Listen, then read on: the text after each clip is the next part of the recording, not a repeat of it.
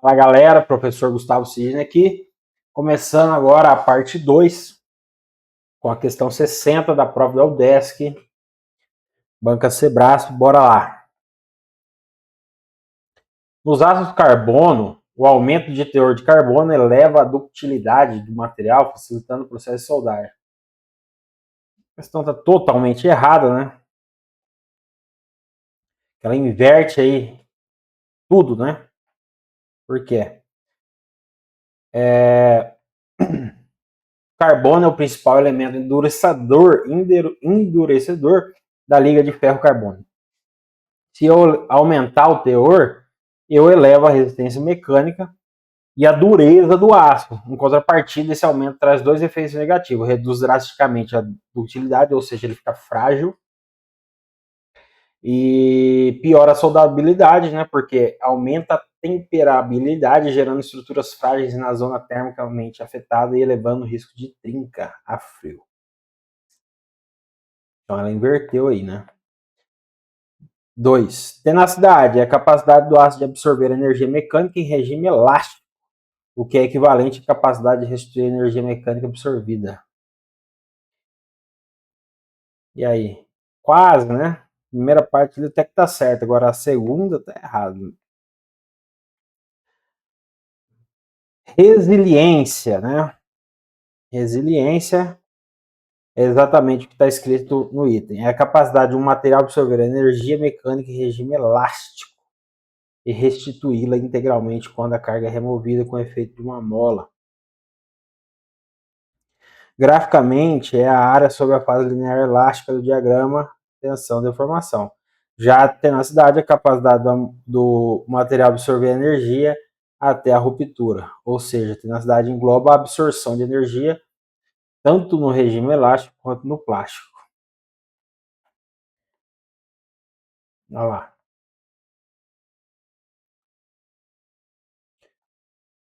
Aqui a gente tem a resiliência, que é a área do gráfico onde tem onde a lei de Hooke é válida, né? Capacidade de absorver e restituir energia absorvida em regime elástico como uma mola. Já a tenacidade é toda a área do gráfico até o ponto de ruptura. Então, a tenacidade é o quê? É a energia elástica mais a energia plástica. Já a resiliência é apenas a energia elástica.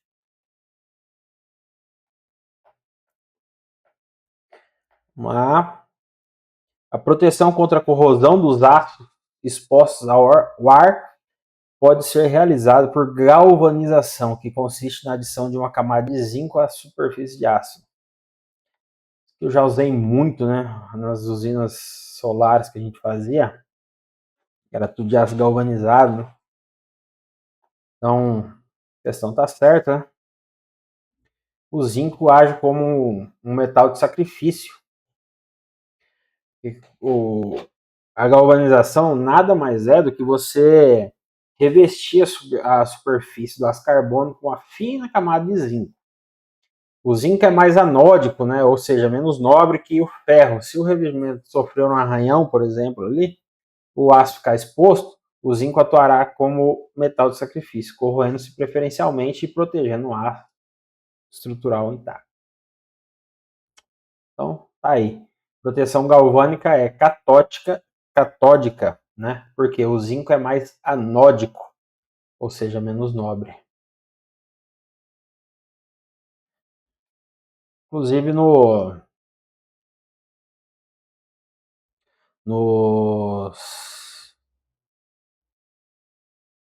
cascos de navio, né? É pregada as placas de zinco, tijolão de zinco, assim, para quê? Para a água salgada atacar o zinco em vez do casco do navio.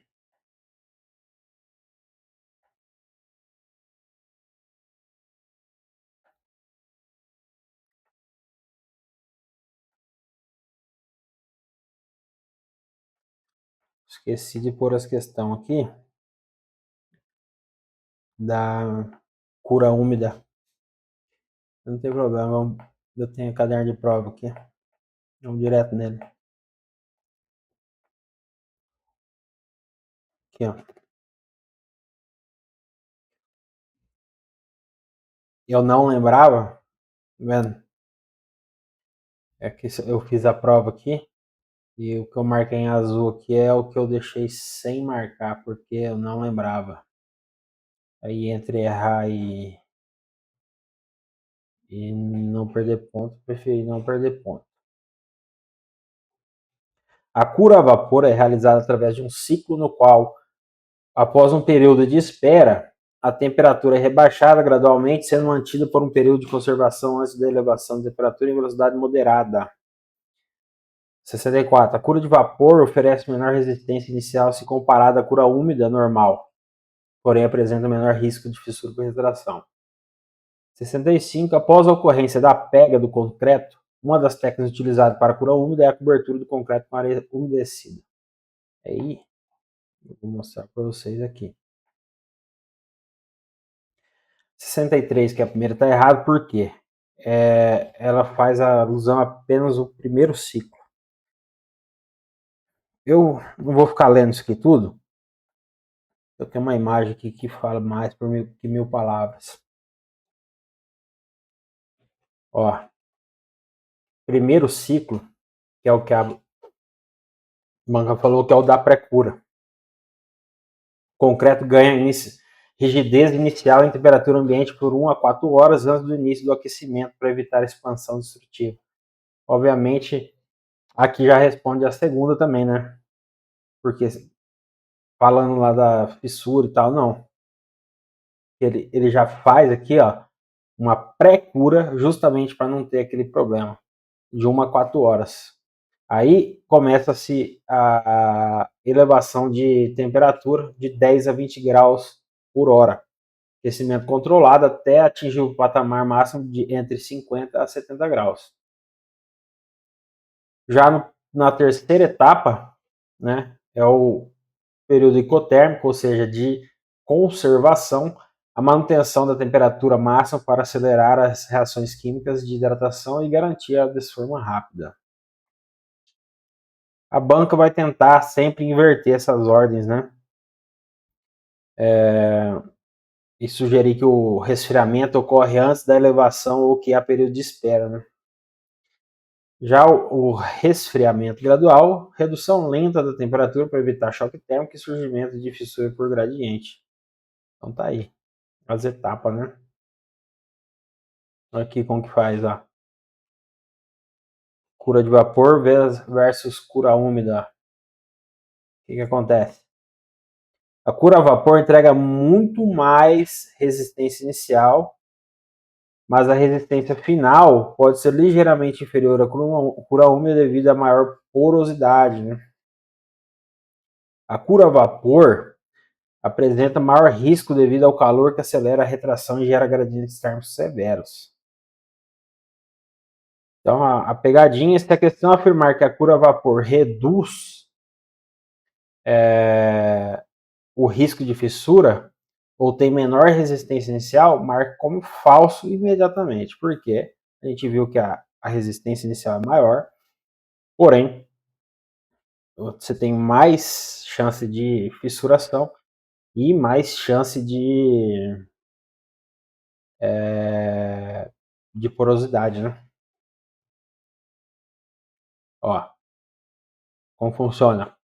A câmara de cura e pré-moldados, que pode ser, geralmente isso aqui é utilizado em pré-moldado, paver, um monte de coisa. Porque a desforma da peça é muito, muito mais rápida.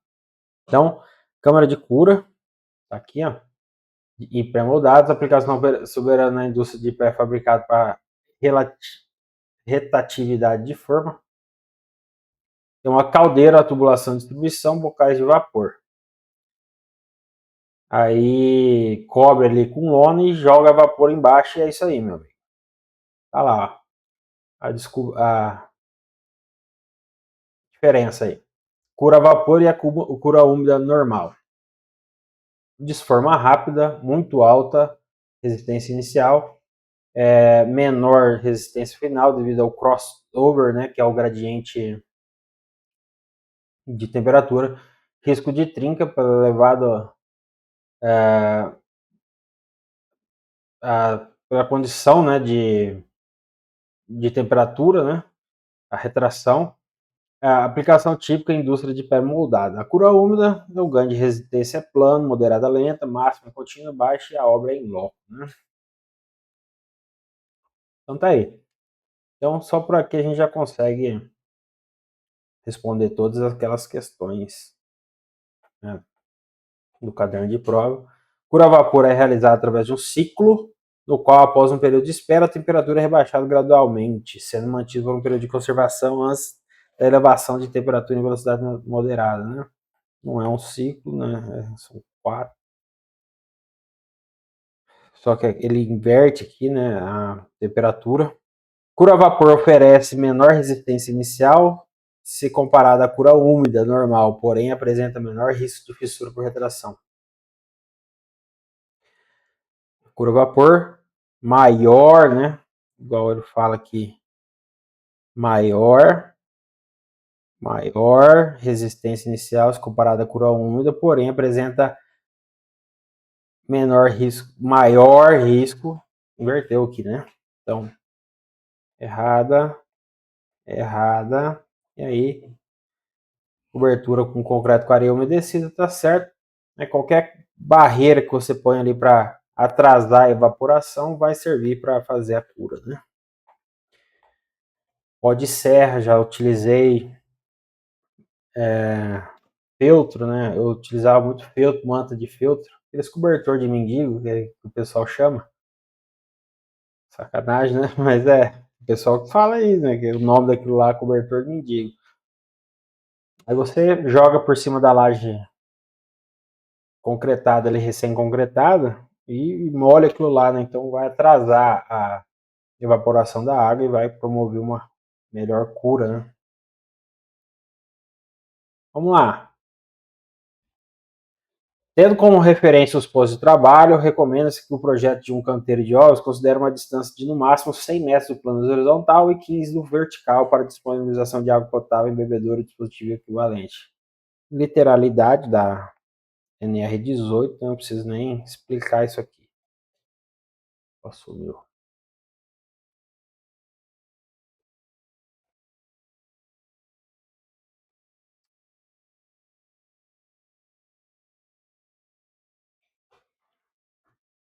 Bate a mão no cabo. Olha lá. Né? Literalidade da norma. A questão aqui está correta. Canteiros de obra é uma área de trabalho fixa e permanente, não é permanente, onde se desenvolve operações de controle. Errado, né? Eu tenho uns slides ali já. Calma o coração aí. Olha lá. R18, né? 100 metros no horizontal, 15 no plano vertical. Aí, ó. Água potável, proporção 1 para 25, ou fração. Geometria do canteiro, no máximo 15 na vertical e no máximo 100 na horizontal. Proibido copo coletivo, né? Tá aí. O que a banca faz? Ela inverte, que coloca aqui 150 metros, mas 150 metros pro cabo aí no banheiro, tá?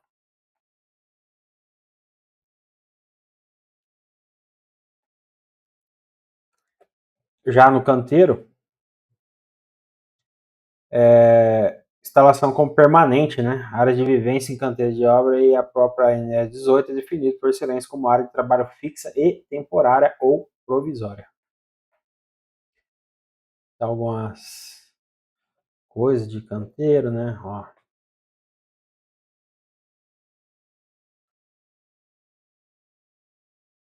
Distância do sanitário. Sogra ligando. Voltando aqui, né? Olha lá, o que eu tinha falado, né? Sanitário 150 metros, 100 na horizontal, 15 na vertical. Inclinação de rampas aqui, né? Inferior a 15 para circulação geral e proibidas acima de 20 graus em máquinas. Andaime suspenso, proteção de periferia. Aqui, ó. Pé direito mínimo geral é 2,50. Alojamentos com beliche 3. Cozinha 3.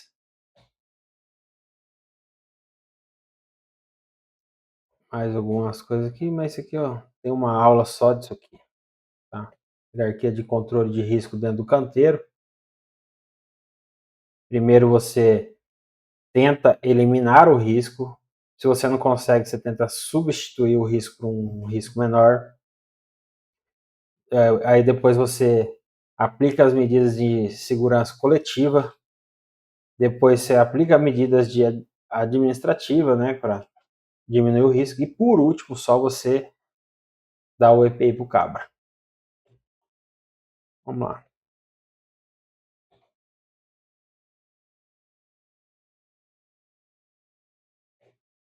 A outra questão. Durante a locação de uma obra, quando a área possui caimento elevado, a tabela de tábua corrida deve acompanhar paralelamente o desnível do terreno. Isso aqui, para quem é acostumado com obra, é uma questão muito fácil, né? Mas para quem não é acostumado com canteiro de obra, é tão difícil. Então eu vou explicar para quem não é acostumado. Tá aqui, ó.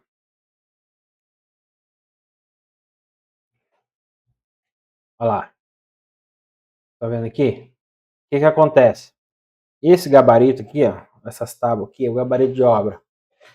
Ele serve para dar nível e locar parede, locar viga, locar através das linhas, tirar esquadro, essas coisas na obra. Se eu colocar ela alinhado com o terreno, eu vou estar tendo uma hipotenusa aqui, ou seja, o comprimento é falso, né? Vai dar diferença aqui. O que eu tenho que fazer? Eu tenho que escalonar aqui, ó, porque na hora que eu somar, eu vou ter a medida real, entendeu?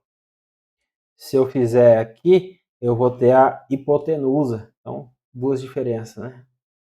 É isso. Tá?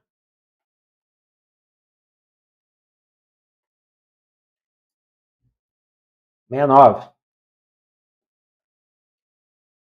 O asfalto, mistura orgânica derivada de petróleo, tem a capacidade de formar sobrecarregamento e recuperar totalmente a sua forma, o que possibilita um comportamento elástico apropriado para suportar variações de tráfego e temperatura. Matou aqui esse voltar a sua forma totalmente, né? Se voltasse mesmo totalmente, o asfalto ia ser indestrutível, né? Aí, ó, se recuperasse a forma sob qualquer condição de tráfego e temperatura, não existiriam problemas como trilhas de roda, os pavimentos em dia quente. O comportamento apropriado para o tráfego depende justamente de sua capacidade de fluir ligeiramente sob carga, viscosidade, para dissipar energia e não de um comportamento puramente elástico. Tá aqui, ó. Tá?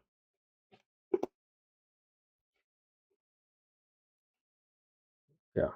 Aqui, trilha de roda, para quem não sabe, é esse afundamento que a gente vê nas estradas, onde passa os pneus, né? Fica certinho a trilha. Tem. Isso aí pode ser problema estrutural, né? Pela as camadas do pavimento tá deformando, ou por viscosidade do asfalto, que ele desliza para o lado, né? Aí. O CAP combina a capacidade de recuperar a forma, elasticidade, com a capacidade de fluir e dispar energia, viscosidade. Né? Então ele recupera uma parte, sim, só que não totalmente, né? Uma parte dela escoa. Vamos lá. Aqui.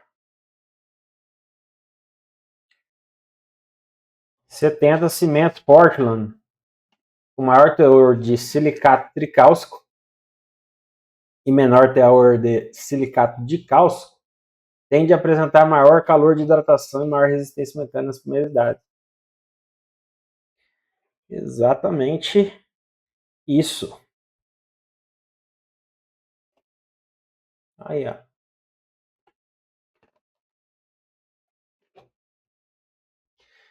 O silicato de cálcio, também chamado de halita, é o principal composto responsável pela resistência mecânica nas primeiras idades. Isso aqui é o mais cobrado em prova sobre esse tema.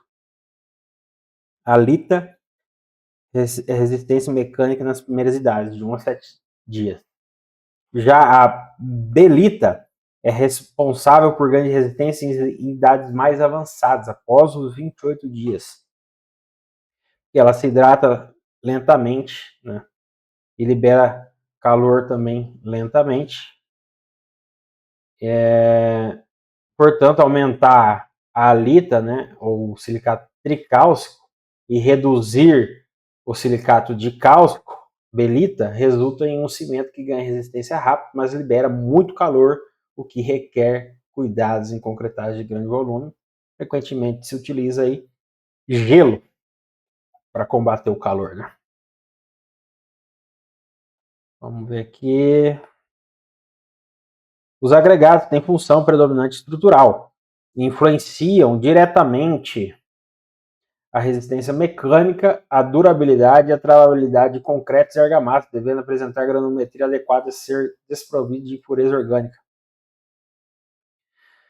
É isso aí, né? Certinho. Os agregados, ele geralmente areia e brita, né? Ocupam de 60% a 80% do volume, tem função predominante estrutural. Influencia a forma, a textura e o tipo de rocha afeta a resistência, né? Granulometria, trabalhabilidade, ligado, né? Tanto que eles se travam ali entre si, né? E as impurezas orgânicas prejudicam porque as promove ali reações químicas de hidratação no cimento, né?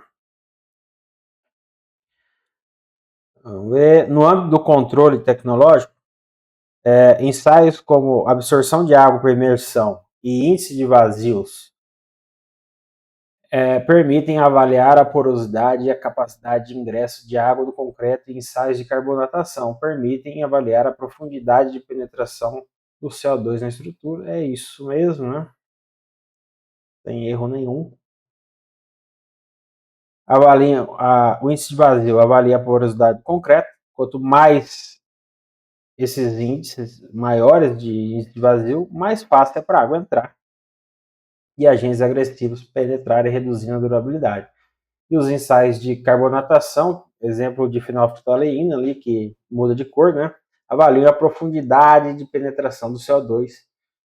O que acontece? A carbonatação reduz o pH do concreto, ou seja, reduzir pH significa que ele vai ficar mais ácido, né? As bancas costumam pegar a moçada aí também. Por quê? Ele acha que reduzir o pH vai ficar mais fraco, mas na verdade reduzir o pH significa aumentar a acidez, o que pode levar à despacificação da camada protetora ali, né, do ácido, e corrosão das armaduras.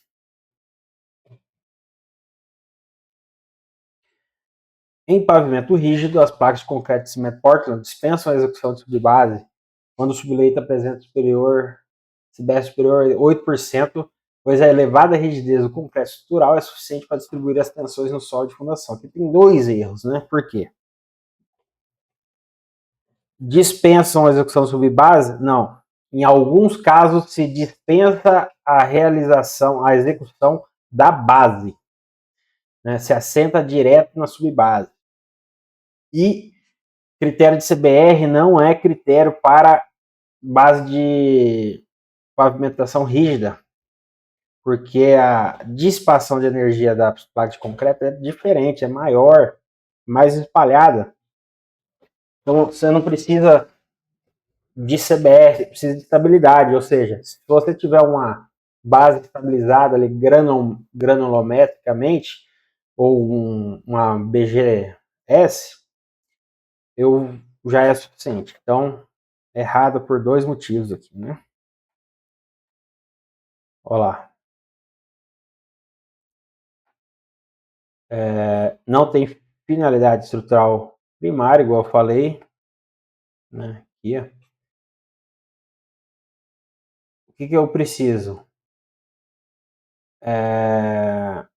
De uma camada que funcione como dreno, né, para evitar o bombeamento de finos, né?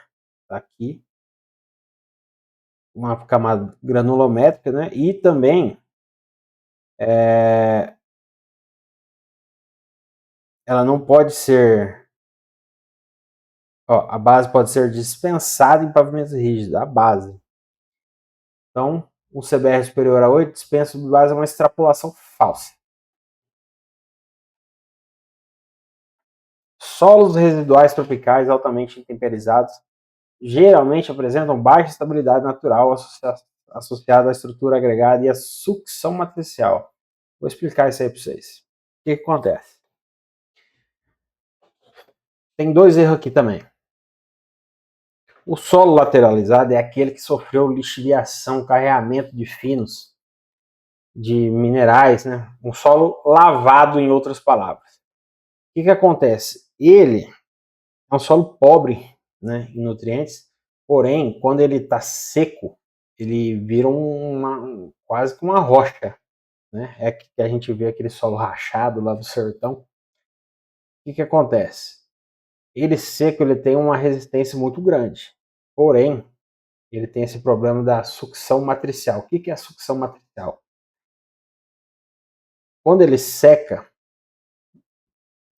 basicamente ocorre uma sucção ali que aumenta uma coesão, a coesão desse solo, que a gente chama de coesão aparente, né?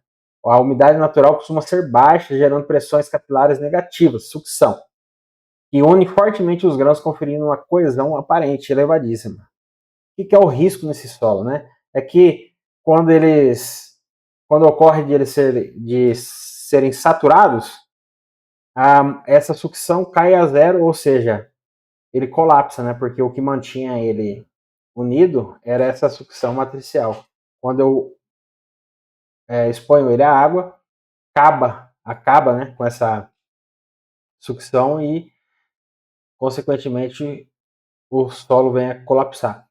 E ali a resistência que eu falei é da cimentação, né, estrutura agregada, o intenso intemperismo tropical, olha lá, lixivia acílica e concentra óxido de ferro e alumínio, que agem como um cimento natural entre as partículas do solo.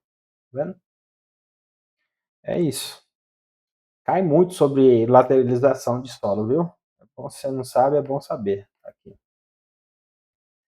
Olha lá. Né? Quando a água entra no sistema, a chuva ou o vazamento, a sucção matricial cai a zero instantaneamente, colapsando, né? Sem a coesão aparente, o solo começa a ser um solo colapsível.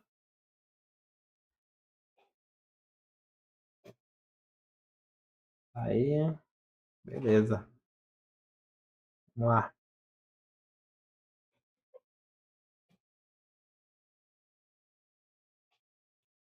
Só questão boa aqui na parte de geologia, mas a parte que eu gosto, então, para mim, eu adoro isso aqui. Com relação a depósitos argilosos saturados, ensaios endométricos de laboratório fornecem parâmetros para a estimativa de recálculo por adensamento primário. É isso mesmo, né? É a descrição do ensaio endométrico, né? Vamos lá.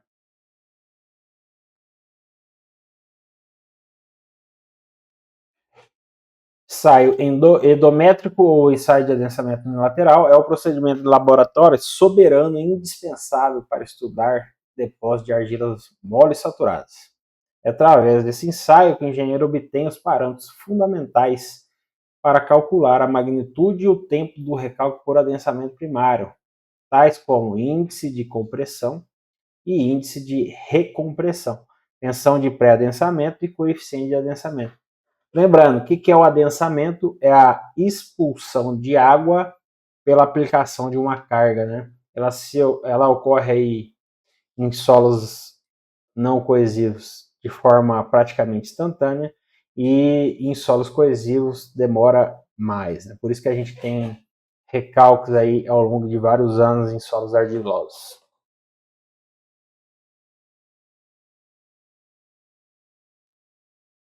Vamos para outra. Solo com. Aqui não precisa nem ler, né? Solos com elevado índice de vazio, alta porosidade e baixo grau de ocupação tende a apresentar menor coesão estrutural e maior suscetibilidade à erosão. Obviamente que sim, né? Porque quanto mais água entrar ali, maior lubrificação entre as partículas e menor a coesão estrutural e maior a suscetibilidade de erosão hídrica. 77. Para avaliar o regime de percolação e de ocorrência de fenômenos como gradiente hidráulico crítico e piping, realizam-se ensaios de SPT e CPTU, em que o coeficiente de permeabilidade é determinado diretamente pelo índice de resistência à penetração. Nada a ver com nada, né? Meter um SPT aqui no meio de um pipe que tem nada a ver com nada. Vou explicar o que acontece. Primeiro, o que é o CPTU, né? Que é o ensaio de peso-cone. Esse ensaio está sendo cobrado direto, tá? Mede a poropressão através de ensaio de dissipação. Pode estimar indiretamente parâmetros hidráulicos, mas o coeficiente de permeabilidade, né, que é aquele gradiente hidráulico, não é determinado. Para avaliar os regimes de percolação, determinar a permeabilidade de forma confiável e estudar o gradiente hidráulico crítico, IC. O fenômeno de pipe, né, erosão regressiva tubular, depende estritamente de tensões efetivas se anularem devido ao fluxo ascendente de água. Vamos lá ver o que é isso. Olha lá. Pipe está aqui, né? Mais para frente a gente vai ver melhor. Fluxo ascendente de água, pressão de percolação, está aqui, ó. Gradiente hidráulico crítico, né? É o que? É o peso submerso sobre o peso específico da água, tá? Para você que não sabe. Aí a gente tem aqui alguns ensaios, né, de determinação do coeficiente de permeabilidade. No laboratório a gente usa os permeâmetros, né?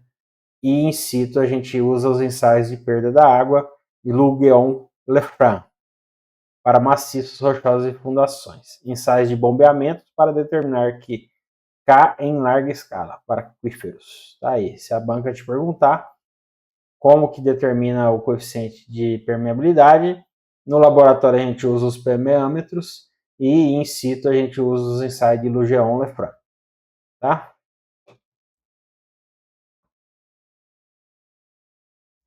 Vamos lá. No dimensionamento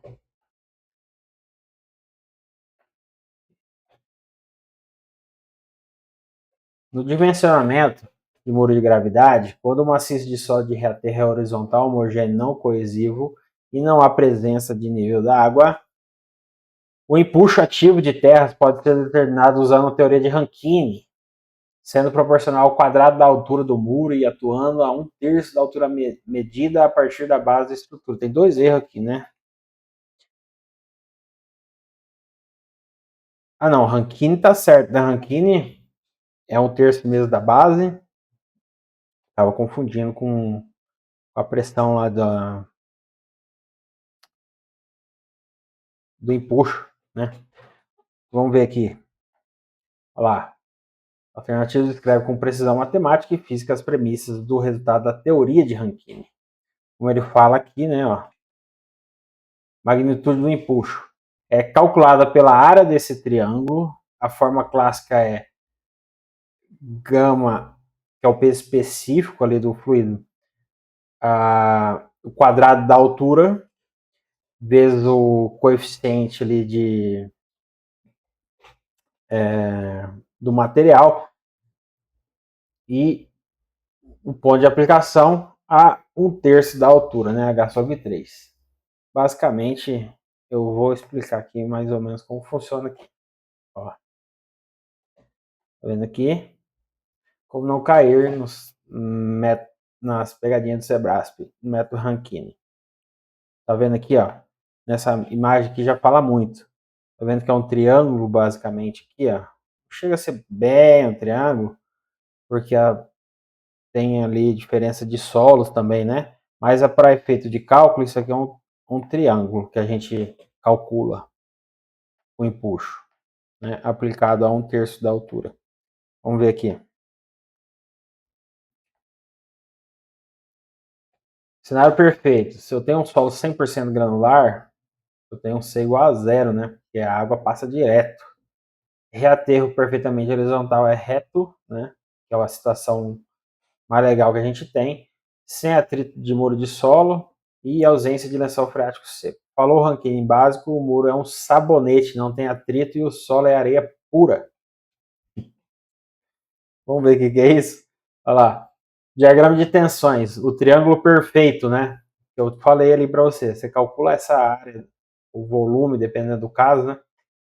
Do triângulo, você vai achar a tensão aí que está sendo aplicado no muro. O crescimento é linear, conforme a profundidade, tensão no topo é zero e tensão na base é máxima. A banca adora dizer que a distribuição é parabólica, é falso, tá vendo? Aqui que eu estava me confundindo, né? Falando lá que 1/3 da base, porque a tensão máxima é na base, não a 2/3. Só que como eu tenho essa tensão aqui, que é 1/3 dessa tensão aqui, eu aplico ela a 1/3 da base para igualar a força resultante. Continuando, está a fórmula de Rankine. A banca testa a proporcionalidade. O empuxo resultante cresce com o quadrado da altura, tá vendo? Não é linear, né? Igual a banca costuma falar de parabólica, né? É linear. A realidade, se dobrar a altura do muro, o empuxo quadruplica. Isso aqui eu já vi uma questão exatamente disso aqui. Se dobrar a altura do muro, o empuxo quadruplica.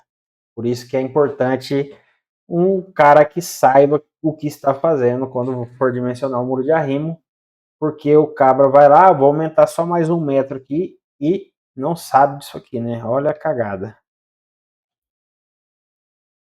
Ponto de aplicação, a altura exata do H/3, né? Medido a partir da base, né? Ou seja, 1/3 da base.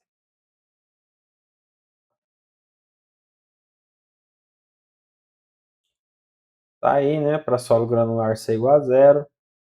Diagrama é triangular. A força é o somatório, né, da carga aplicada a H/3. Coesão igual a 0, né? Ou coesão diferente de 0.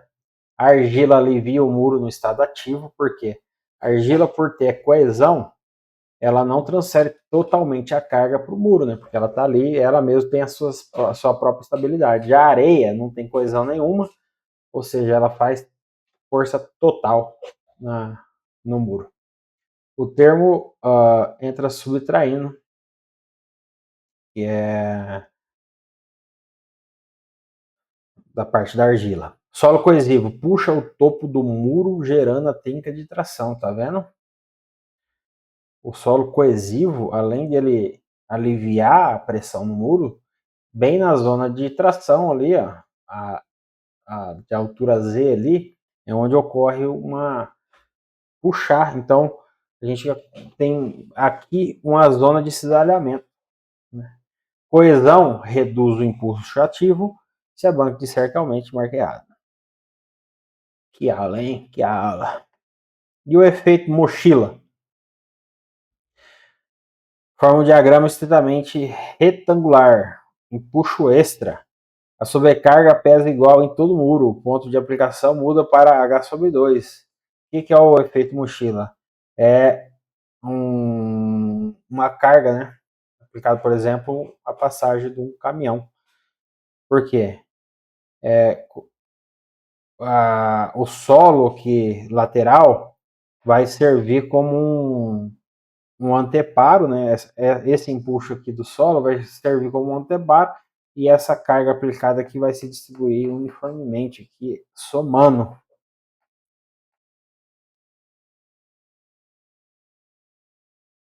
Nível da água, né? É onde entra o fator crítico. E banca como a FGV, ela te dá um perfil lá com solo saturado e solo não saturado, solo submerso e solo de arenoso, coesivo e tal, e aí você tem diferentes perfis, aí você tem que calcular a somatória desses perfis de solo. Presença de água sempre aumenta a pressão total no muro, não cai em pegadinha de solo mais leve. O escudo, né? Empuxo passivo, que é o dos solos coesivos. Passivo é proteção, requer altíssima deformação para ser mobilizado. O que é o ativo? O solo empurra o muro, né? Por isso que ele é ativo. O passivo, o muro empurra o solo, resistência máxima.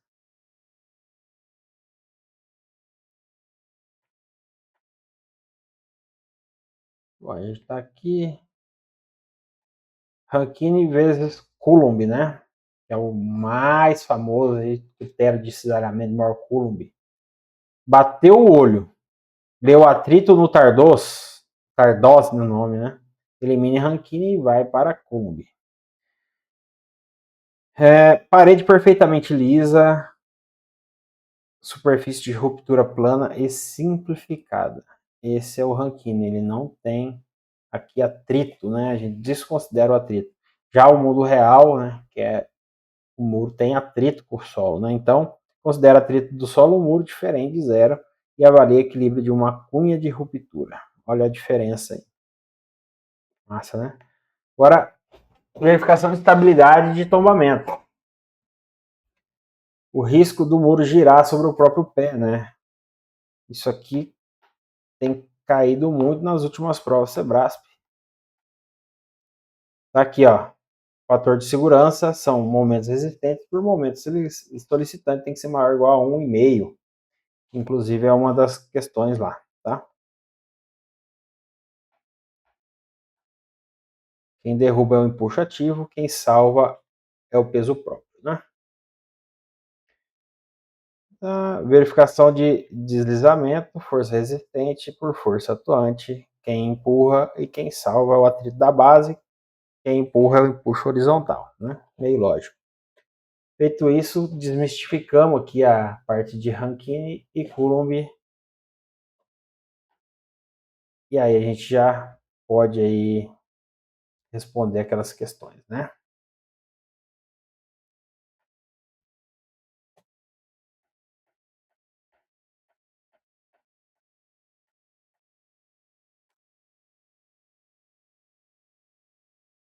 Olha lá. No dimensionamento de muro de gravidade, quando o maciço de solo reaterra horizontal, ou seja, uma situação boa e homogêneo, e o solo não coesivo e não há presença de nível da água, o empuxo ativo de terras pode ser determinado usando a teoria de Rankine. Correto, né? Porque a gente tem um aterro horizontal, um reaterro horizontal, e solo não coesivo, o empuxo ativo de terras pode ser determinado usando a teoria de Rankine, né? A gente usaria Coulomb se não fosse ele um solo onde tivesse atrito entre o muro, né? Sendo proporcional ao quadrado da altura do muro e atuando a 1/3 da medida base. Corretíssimo, né?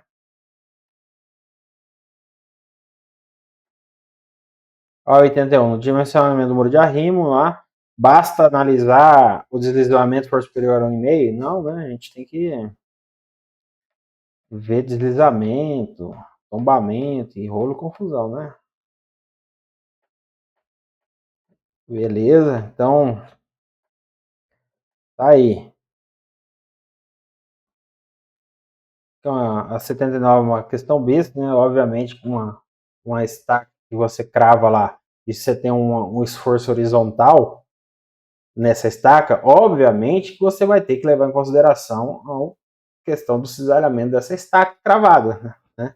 Então, tem que levar em conta a flambagem dessa estaca também.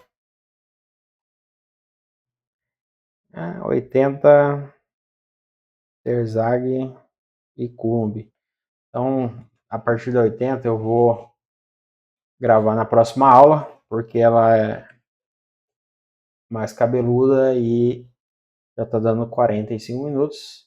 Muito obrigado, te espero até a próxima aula. E não se esqueça de se inscrever aqui no canal e curtir esse vídeo.